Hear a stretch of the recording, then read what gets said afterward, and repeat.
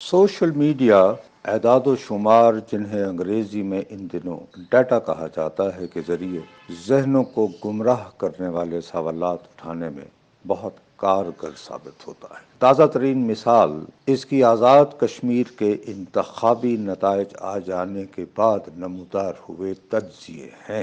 سب سے اہم سوال ان میں یہ اٹھایا جا رہا ہے کہ پیپلز پارٹی کے اجتماعی ووٹ تو اسے تیسرے نمبر پر آئی جماعت دکھا رہے ہیں۔ آزاد کشمیر اسمبلی میں لیکن جو نشستیں اسے نصیب ہوئیں وہ اسے دوسرے نمبر پر لے آئی ہیں۔ یہ معجزہ کیسے ہو گیا؟ معجزے کا ذکر یہ سوچنے کو بھی اکساتا ہے کہ کہیں بلاول بھٹو زرداری کو نیا لاڈلا بنانے کی تیاری تو نہیں ہو رہی۔ فی الوقت میں اس سوال کا جواب سوچنے میں وقت ضائع نہیں کرنا چاہتا، محض بنیادی حقائق پر توجہ دلانا مقصود ہے۔ ہمارے ہاں جو انتخابی نظام مروج ہے اسے انگریزی میں فرسٹ پاس دا پوسٹ کہا جاتا ہے۔ سادہ لفظوں میں یوں کہہ لیں کہ ہمارے ہاں قانون ساز اداروں کی نشستیں حلقے طے کرتے ہیں۔ پیپلز پارٹی نے آزاد کشمیر کے حالیہ انتخاب میں نواز شریف کے نام سے منسوب مسلم لیگ سے زیادہ حلقے جیتے ہیں۔ اس جماعت کو ملے اجتماعی ووٹوں کا اس حوالے سے کوئی لینا دینا نہیں۔ یہ حقیقت بھی نگاہ میں رکھیں کہ تاریخی اعتبار سے ذوالفقار علی بھٹو کی بنائی پیپلز پارٹی پاکستان کی وہ پہلی سیاسی جماعت تھی جس نے آزاد کشمیر میں بھی خود کو متعارف و منظم کیا۔ 1970 سے قبل اس خطے میں فقط ریاستی جماعتیں ہی سیاسی عمل کی اجارہ دار رہی ہیں۔ ان میں سے سب سے نمایاں جماعت جموں و کشمیر مسلم کانفرنس تھی جو 1930 کی دہائی میں نمودار ہوئی تھی۔ کشمیر کے ایک انتہائی قداور سیاستدان شیخ عبداللہ بھی اس کا حصہ رہے۔ چودھری غلام عباس اس جماعت کے بانیوں میں شامل تھے۔ شیخ عبداللہ مگر ان کی مسلم شناخت والی سوچ سے متفق نہیں تھے۔ اس کے علاوہ جموں اور وادی کشمیر کے مابین ثقافتی دوریاں بھی ان دونوں قداور سیاستدانوں کے مابین اختلافات کو شدید تر بناتی رہیں۔ مسلم کانفرنس سے الگ ہو کر ہی شیخ عبداللہ نے نام نہاد سیکولرزم کے دفاع کے لیے نیشنل کانفرنس بنائی تھی جو مقبوضہ کشمیر میں آج بھی اس نام سے موجود ہے۔ 1970 کی دہائی سے ہمارے ہاں مسلم کانفرنس سردار عبدالقیوم خان سے منسوب رہی ہے۔ ان کی رحلت کے بعد ان کے صاحبزادے سردار عتیق نے موروثی سیاست کی بنیاد پر اس کی قیادت سنبھال لی۔ تاریخی اعتبار سے نواز شریف کے نام سے منسوب ہوئی مسلم لیگ آزاد کشمیر میں اپنی الگ شناخت اجاگر کرنے سے کتراتی رہی ہے۔ وہ تصور کرتی تھی کہ نظریاتی اعتبار سے مسلم کانفرنس اس جماعت ہی کی گویا ایک شاخ ہے۔ آزاد کشمیر میں 2016 کے انتخاب سے قبل مگر یہ سوچ ابھری کہ مسلم لیگ نون کو الگ شناخت کے ساتھ مذکورہ انتخاب میں حصہ لینا چاہیے۔ نواز شریف کے کئی ساتھیوں نے اس سوچ کی مزاحمت کی، تاہم جب الگ شناخت کی حمایت میں فیصلہ ہو گیا تو مسلم کانفرنس ہی سے آئے راجہ فاروق حیدر آزاد کشمیر کی مسلم لیگ نون کے رہنما بن گئے۔ مسلم کانفرنس ہی کے ایک اور سرکردہ اور دیرینہ رہنما سردار سکندر حیات نے بھی ان کا ساتھ دیا۔ اس تناظر کو ذہن میں رکھیں تو مسلم لیگ نون ایک حوالے سے آزاد کشمیر کی نسبتاً نئی جماعت ہے جس کا قیام آج سے 5 سال قبل عمل میں آیا تھا۔ اس جماعت کے برعکس پیپلز پارٹی 1970 کی دہائی سے اس خطے میں موجود ہے۔ پاکستان پیپلز پارٹی کم از کم 3 بار آزاد کشمیر میں برسر اقتدار بھی رہی ہے۔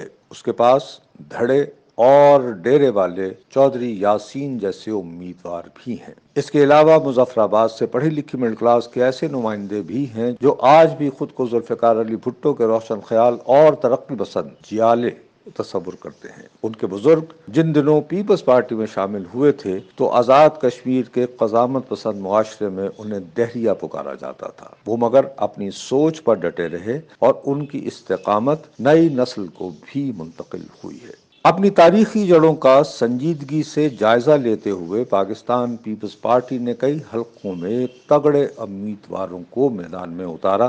بلاول بھٹو زرداری اور آصفہ بی بی نے چند جلسوں سے خطاب کرتے ہوئے رونق بھی لگا دی۔ اپنے سیاسی تجربے کی بنیاد پر پیپلز پارٹی کے امیدواروں نے بے پناہ منظم انتخابی مہم بھی چلائی۔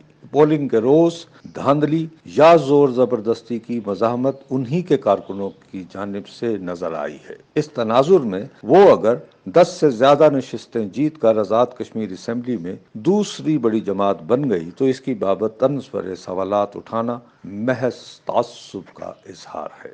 آزاد کشمیر فتح کر لینے کے بعد فواد چودھری صاحب پیپلز پارٹی کو سندھ سے بھی فارغ کرنے کا دعویٰ کر رہے ہیں۔ بلاول بھٹو زرداری اگر واقعتاً لاڈلے بن گئے ہوتے تو وزیر اطلاعات اپنی جارحانہ تنقید کا نشانہ صرف نواز شریف اور ان کی دختر ہی کو بنائے رکھتے۔ تحریک انصاف کو کامل اعتماد ہے کہ 2023 میں متوقع پاکستان کا عام انتخاب بھی وہی جیتے گی۔ یوں عمران خان صاحب پاکستان کے سارے صوبوں کی زنجیر بن جائیں گے۔ خود کو زنجیر ثابت کرنے کے لیے تحریک انصاف کے لیے مگر لازمی ہے کہ سندھ سے پیپلز پارٹی کو فارغ کیا جائے۔ عمران حکومت کے ایک بلند آہنگ وزیر ویسے بھی بلاول بھٹو زرداری کو نہایت حقارت سے پرچی والا چیئرمین پکارتے ہیں۔ علی امین گنڈاپور نے حال ہی میں ذوالفقار علی بھٹو کو آزاد کشمیر کے جلسوں میں غدار بھی ٹھہرا دیا۔ اپنی جماعت کے بانی کے بارے میں نفرت سے ادا ہوئے ان فقروں کو آزاد کشمیر میں پیپلز پارٹی کے روایتی ووٹروں نے پسند نہیں کیا۔ علی امین گنڈاپور کا رویہ ایک حوالے سے بلکہ اس جماعت کو آزاد کشمیر کی اسمبلی کی دوسری بڑی جماعت بنانے میں بھی مددگار ثابت ہوا۔ مراد سعید اور علی امین گنڈاپور کی رعونت و حقارت بھری تقاریر تحریک انصاف کو سندھ میں 2023 کے متوقع انتخابات جتوانے میں ہرگز مددگار ثابت نہیں ہوں گی۔ اپنی کامیابی یقینی بنانے کے لیے تحریک انصاف کو اس ضمن میں کوئی نئی حکمت عملی اختیار کرنا ہوگی، کیونکہ پیپلز پارٹی کے پاس عبدالقادر پٹیل بھی ہیں۔ آزاد کشمیر فتح کرنے کا جشن مناتے ہوئے عمران حکومت کے وزراء کو یہ حقیقت بھی نگاہ میں رکھنا چاہیے کہ ان کی کامیابی کی بنیادی وجہ وہ 12 نشستیں ہیں جو پاکستان میں آباد کشمیری مہاجرین کے لیے وقف ہیں۔ ان حلقوں میں ووٹروں کی تعداد آزاد کشمیر میں موجود حلقوں کے مقابلے میں مضحکہ خیز حد تک قلیل ہے۔ وفاقی اور صوبائی حکومتوں کے لیے انہیں مینج کرنا بہت آسان ہے۔ انتخابی نتائج پر سنجیدگی سے غور کریں تو آزاد کشمیر کہلاتے علاقوں میں تحریک انصاف نے ہرگز کلین سویپ نہیں کیا ہے۔ تحریک انصاف اور اس کی مخالف جماعتوں کے مابین مقابلہ در حقیقت 50-50 رہا۔ عمران خان صاحب کو آزاد کشمیر کا وزیر اعظم نامزد کرتے ہوئے اس پہلو پر بھی سنجیدہ غور کی ضرورت ہے۔ برادری آزاد کشمیر کی سیاست میں اکثر کلیدی کردار ادا کرتی ہے۔ سردار تنویر کو ترجیح دیتے ہوئے انہیں اس امر پر بھی توجہ دینا ہوگی۔ پاکستان کی آبادی کے اعتبار سے سب سے بڑے صوبے پر اگرچہ نگاہ ڈالیں تو فی الوقت یہی محسوس ہوتا ہے کہ وہی سہاگن کہلائے جو پیا من بھائے۔